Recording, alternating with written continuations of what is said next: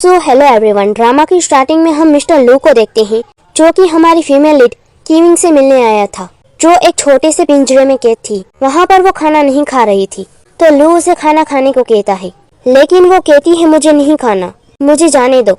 लेकिन लू उसे जबरदस्ती खाना खिलाता है और कहता है कल मैं तुम्हारी मॉम को तुमसे मिलवाने लाऊंगा, और ये कहकर वहाँ से चला जाता है। फिर नेक्स्ट डे वो उसे जबरदस्ती हॉस्पिटल ले जाता है उसका ब्लड निकालने के लिए, जहाँ पर नर्स उसे कहती है वो काफी वीक है, लेकिन फिर भी लू उसे कहता है ब्लड निकाल लो। इसके बाद वो काफी वीक हो जाती है। तभी लू उसे न्यूज देता है कि तुम्हारी मॉम ने सुसाइड कर ली है, जिसे सुनकर वो वहाँ से जाने लगती है, लेकिन लू उसे रोक लेता है और कहता है तुम मेरी परमिशन के बिना कहीं नहीं जा सकती, वरना तुम्हारे डेट के साथ जो जेल में होगा वो तुम सोच भी नहीं सकोगी। तो जिस पर वो कहती है तुम जानवर हो, तुम्हें मुझसे क्या चाहिए, तुम्हारी वजह से ये सब कुछ हुआ है। तो लू कहता है मैं तुम्हें 7 दिन देता हूँ, तुम अपनी मॉम का फ्यूनरल वगैरह कर लेना, और 7 दिन के बाद मैं तुम्हें लेने आऊंगा। और अगर तुमने एक बार फिर से मुझे इसका कसूरवार माना तो तुम्हारे लिए अच्छा नहीं होगा। और उसका गला पकड़कर कहता है जब तुमने मेरे मॉम डैड को मार दिया और सुकिंग को कोमा में, तो तुम कैसे सोच सकती हो कि तुम खुश हो सकोगी, मैं तुम्हें खुश रहने ही नहीं दूंगा। जहाँ पर वो कहती है मैंने तुमसे कई बार कहा है मैंने कुछ भी नहीं किया। तो वो कहता है अच्छा तुमने कुछ भी नहीं किया, तो किसने किया ये फिर? तो वो कहती है ये तुम सुकिंग से पूछो। तो वो कहता है सुकिंग हमेशा ही लो फैमिली में ही है, मैं उसे पहले से जानता हूँ कि वो किस तरह की इंसान है।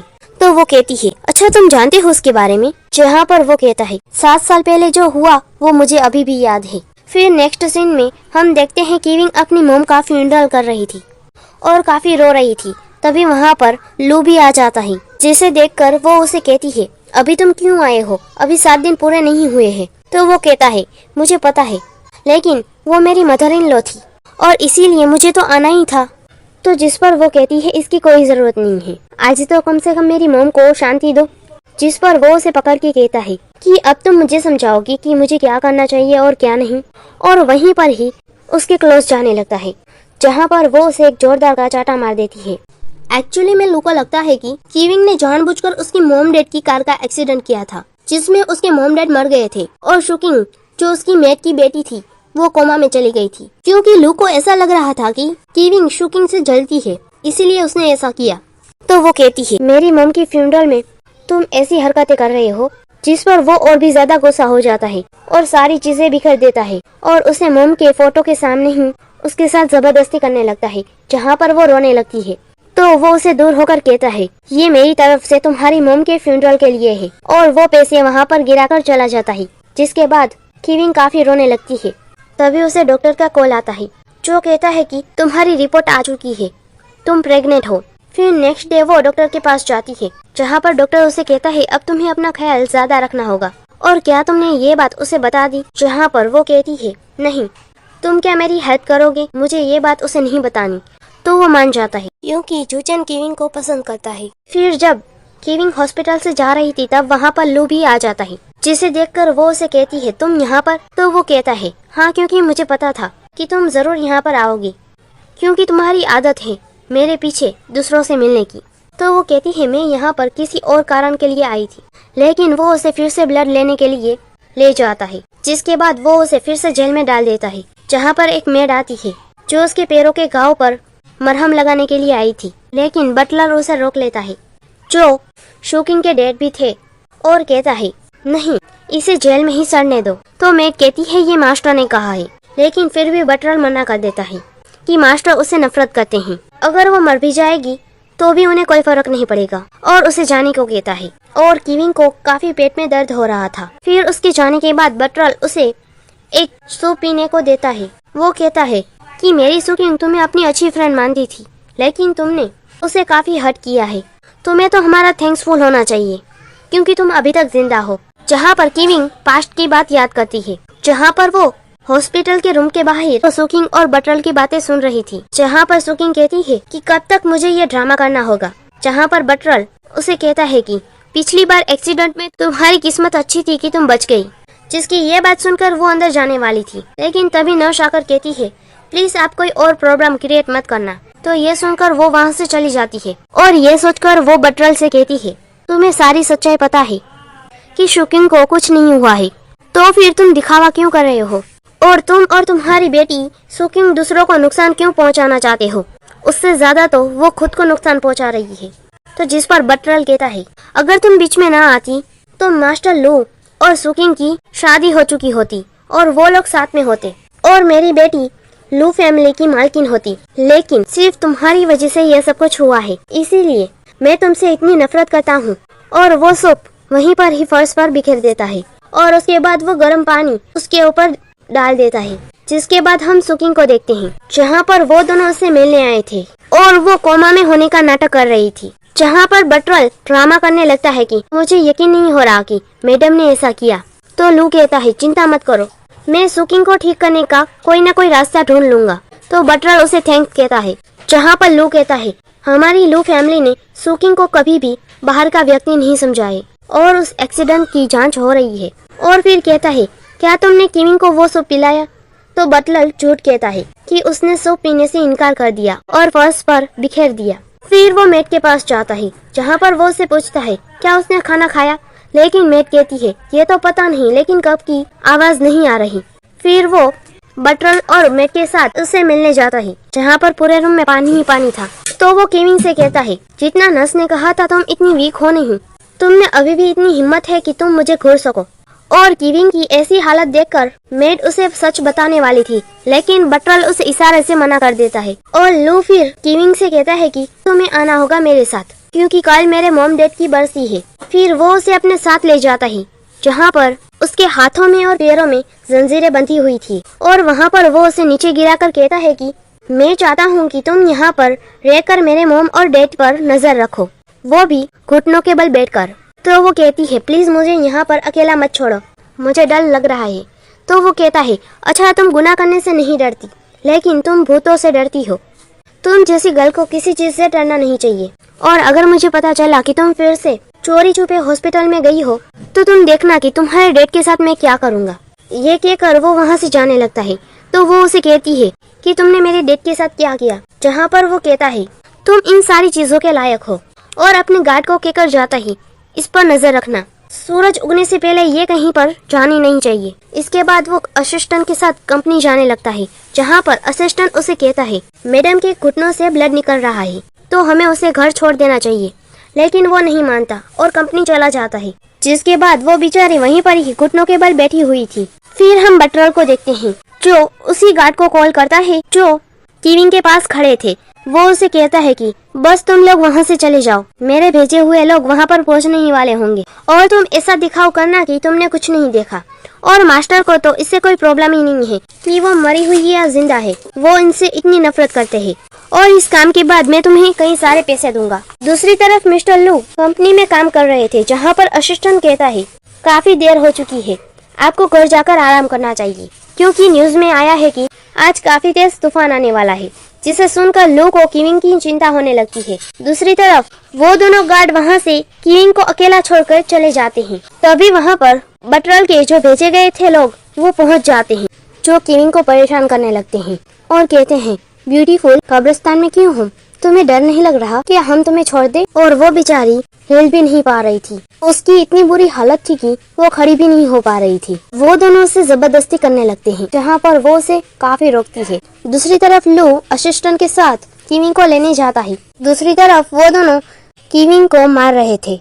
तभी वहाँ पर लू पहुँच जाता है और उन लोगों को काफी कुटता है। फिर वो उसे हॉस्पिटल ले जाता है, जहाँ पर रास्ते में वो उसे कहती है, प्लीज मुझे मर जाने दो। तो वो कहता है, अभी तुम्हारी पनिशमेंट पूरी नहीं हुई है, इसीलिए तुम बिना परमिशन के मर भी नहीं सकती। तो वो कहती है, मैंने कुछ भी नहीं किया। तो ये सुनकर मिस्टर लू भी अपने आप से कहते हैं, क्या मैं सच में गलत हूँ? फिर हॉस्पिटल में मोचेन कहता है कि मैंने तुमसे कहा था, तुम अपना ख्याल रखना, तुम अभी प्रेग्नेंट हो। जहाँ पर वो उसे थैंक्स कहती है, जहाँ पर जोचन लू के बारे में अनाप शनाप कहने लगता है और कहता है, इन सब में शोकिंग भी शामिल है, तुम ये सब सह क्यों रही हो?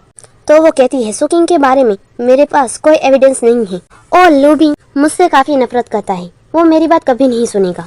तभी वहाँ पर लू आ जाता है, उसे देखकर वो सोने का नाटक करने लगती है, जहाँ पर जो चेंग लू से कहता है, तुम अपनी वाइफ का ख्याल रखो। तो वो कहता है, तुम हमारे पर्सनल मैटर में इन्वॉल्व मत हो। फिर वो वहाँ से चला जाता है। जिसके बाद वो किविंग को घर ले आता है, जहाँ पर वो इस बार अपने रूम में उसे रखता है, जहाँ पर वो उसे कहती है, क्या सच में तुम मुझे रखोगे? मैं तो एक गुनहगार हूँ, तुम्हें मुझे पनिशमेंट नहीं देनी। तो जिस पर वो कहता है, पनिशमेंट हम दूसरे तरीके से भी दे सकते हैं, तुम मेरी डॉग बन जाओ और आज मैं अच्छे मूड में हूँ इसलिए तुम मुझे किस करो। जिस पर वो उसे एक चाटा लगा देती है, जहाँ पर वो उसे अपनी तरफ खींचकर कहता है, अगर तुम ये नहीं करना चाहती तो तुम सोच लो तुम्हारे डैड के साथ क्या हो सकता है। अगर मैं एक ऑर्डर दे दूंगा तुम्हारे डैड मरने की कगार पर होंगे, इसीलिए मैं जो कह रहा हूँ वो करो। जिसके बाद वो उसे किस कर लेती है। फिर वो दोनों जब खाना खा रहे थे तब उसे बार बार वोमिट आ रही थी, जहाँ पर लू उसे कहता है, क्या तुम्हें कुछ हुआ है? तो वो कहती है, बस मैं तुम्हें एक बात बताना चाहती हूँ। जहाँ पर वो उसे सब कुछ सच बताने वाली थी, लेकिन तभी डॉक्टर का कॉल आ जाता है जो उसे कहता है शुकिन होश में आ चुकी है। इसीलिए वो उसकी बिना बात सुने वहाँ से चला जाता है सुकिन के पास, जहाँ पर सुकिन उसे देखकर हक कर लेती है और कहती है, मैंने तुम्हें काफी मिस किया। तभी वहाँ पर बटलर भी आ जाती है जो रोने का ड्रामा करने लगते हैं और उसे गले लगते हैं, जहाँ पर वो किविंग के बारे में पूछती है कि वो कहाँ पर है। तो बटलर कहते हैं, तुम उसके बारे में मत पूछो, वो गुनहगार है। तो जिस पर वो लू के सामने अच्छी बनकर कहती है, उसमें उसकी कोई गलती नहीं है, वो तो काफी अच्छी है, आप लोग उसे दोस्त मत दो। और लू को भी कहती है कि तुम उसे दोस्त मत दो, वो तुमसे काफी प्यार करती है। लेकिन लू कहता है, अब तुम आराम करो।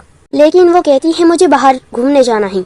फिर किविंग भी हॉस्पिटल में आई थी अपना चेकअप करवाने। तभी वहाँ पर शुकिंग और लू उसे मिल जाती हैं, जहाँ पर शुकिंग उसे कहती है, हम पहले की बातें भूल जाते हैं और फिर से एक अच्छी फ्रेंड बन जाते हैं। लेकिन तभी किविंग को वो मिटाने लगती है और वो वॉशरूम चली जाती है, जिसके बाद लू को भी चिंता होने लगती है कि इसे क्या हुआ।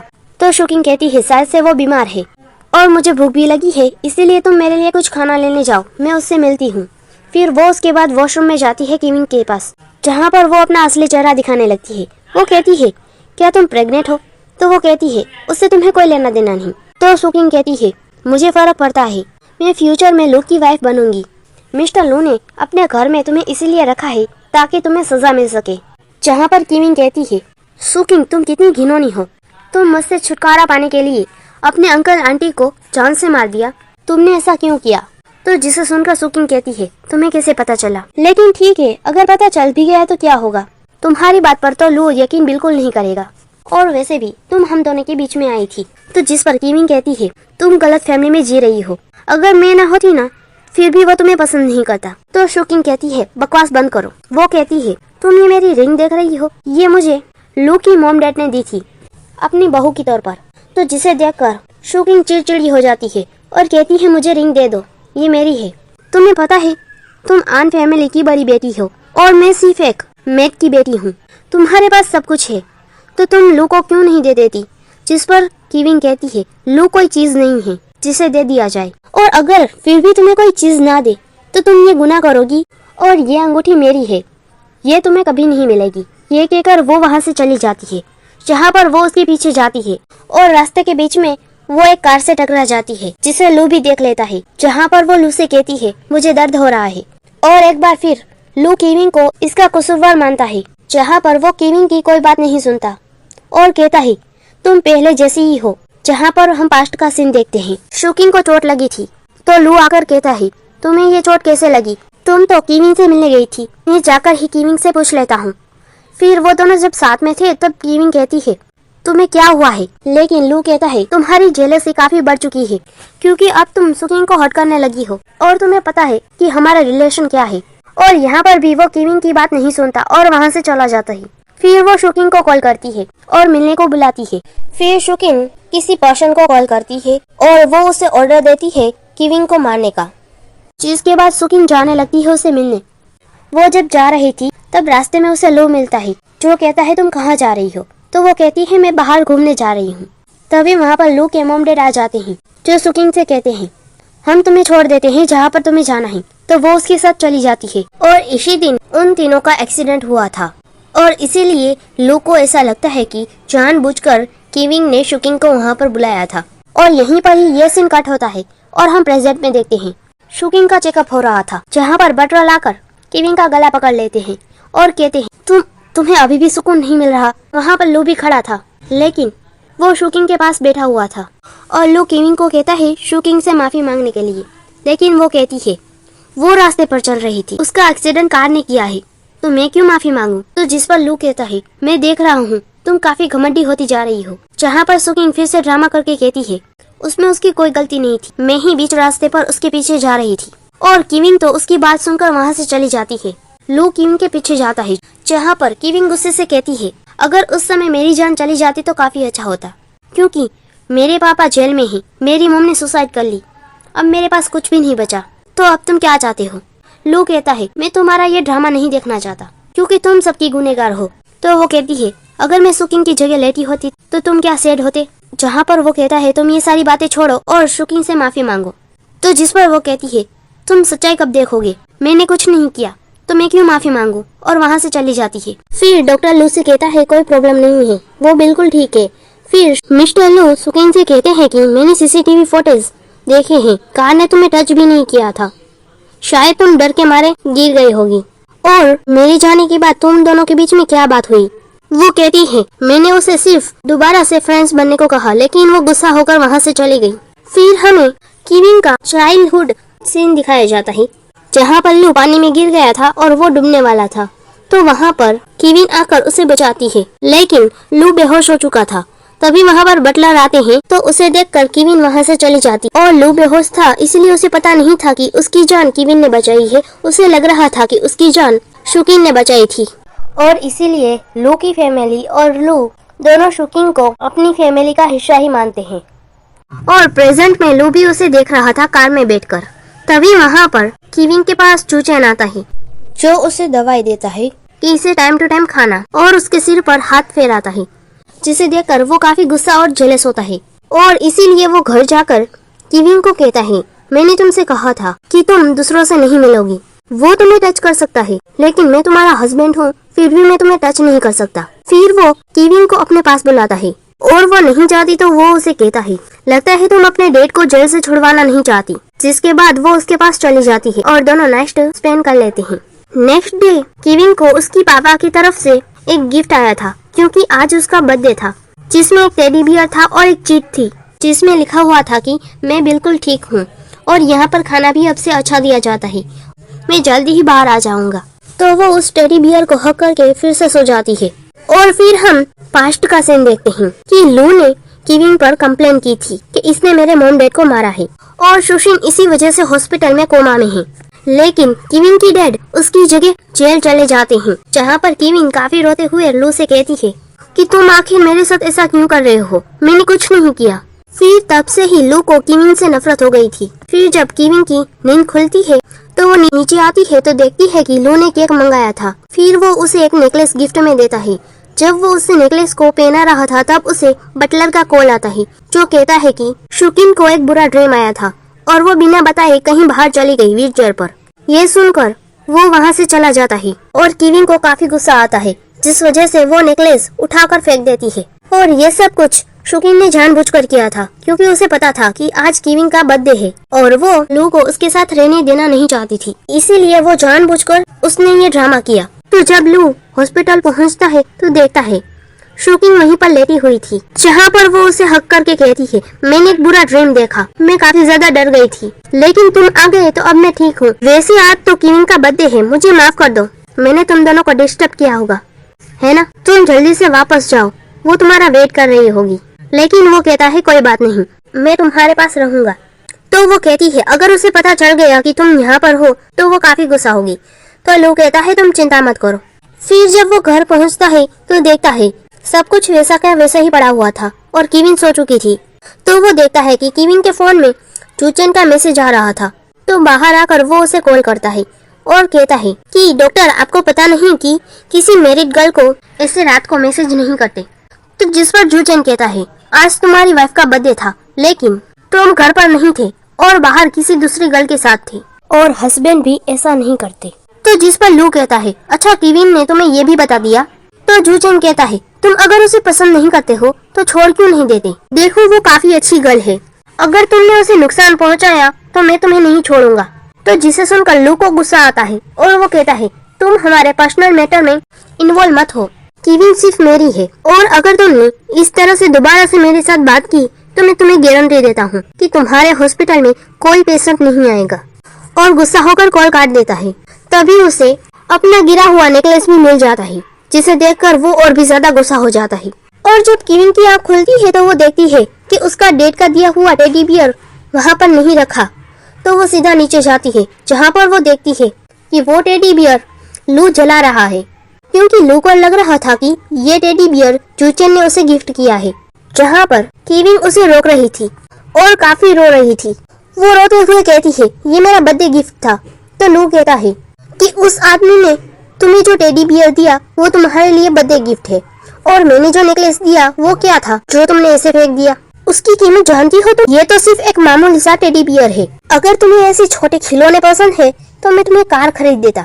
और ये कहकर वो वहाँ से चला जाता है। फिर उसके बाद वो सुकिंग को हॉस्पिटल से घर ले आता है, जहाँ पर वो उसे गोद में उठाकर रूम में ले जा रहा था।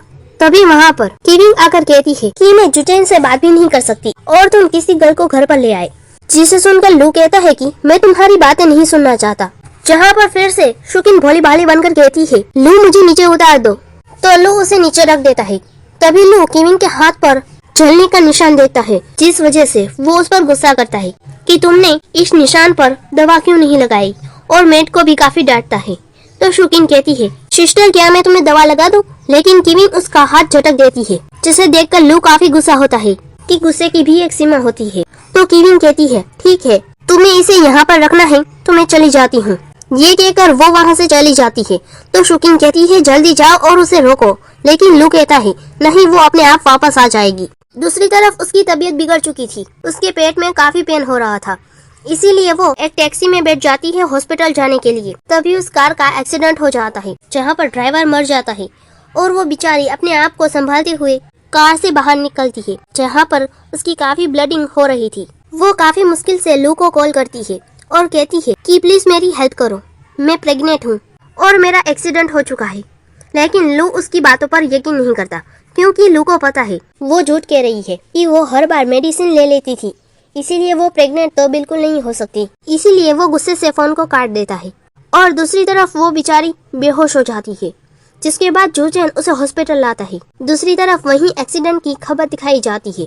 ये न्यूज सुनकर इसलिए वो सीधा कीविंग के पास हॉस्पिटल पहुंचता है, जहां पर उसे ब्लड की जरूरत थी, इसीलिए वो अपना ब्लड देता है। उसके बाद जूचेन उसके पास आता है और उसे मारने लगता है और कहता है, मैंने तुमसे कहा था कि उसका ख्याल रखना, लेकिन तुमने तो उसे पहले तो बारिश में भिगा दिया, जिस वजह से उसे कोल्ड हो गया। तो लू कहता है, तुम मेरी वाइफ को नाम से नहीं बुला सकते। जूचेन कहता है, तुम्हारे अंदर दिल है या नहीं?